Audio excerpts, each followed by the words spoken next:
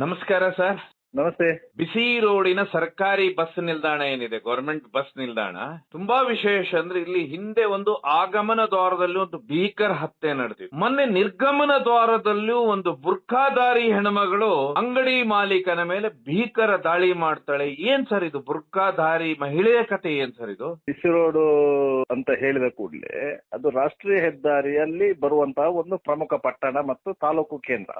ಕೋಮು ಸೂಕ್ಷ್ಮ ಪ್ರದೇಶಗಳಲ್ಲಿ ಒಂದು ಸಂಪೂರ್ಣ ಕೋಮು ಸೂಕ್ಷ್ಮ. ಯಾಕಂತ ಹೇಳಿದ್ರೆ ಬಿಸಿ ರೋಡ್ KSRTC ಬಸ್ ನಿಲ್ದಾಣ ಇದೆಯಲ್ಲ, ಅದಕ್ಕಿಂತ ಒಂದು ಫರ್ಲಾಂಗ್ ದೂರ ಹೋದ್ರೆ ಅಲ್ಲಿ ಕಂಪ್ಲೀಟ್ಲಿ ಮುಸ್ಲಿಂ ಡಾಮಿನೇಟೆಡ್ ಏರಿಯಾ ಬರ್ತದೆ. ಮತ್ತೆ ಅಲ್ಲಿಂದ ಈ ಕಡೆಗೆ ಬಂದ್ರೆ ಅಂಗಡಿ ಮುಂಗಟ್ಟುಗಳಿವೆ, ಜನವಸತಿ ಹಿಂದೂ ಡಾಮಿನೇಟೆಡ್ ಏರಿಯಾ ಬರ್ತದೆ ಅಂತ. ಆ ರೀತಿಯಾಗಿ ಒಂದು ಎರಡು ಸ್ಪಿಟಪ್ ಆದಂತ ಏರಿಯಾ ಅದು, ಹಿಂದೂ ಮತ್ತು ಮುಸ್ಲಿಮರ ಮಧ್ಯೆ. ಈ ಹಿಂದೆ ಸಹ ಹಲವು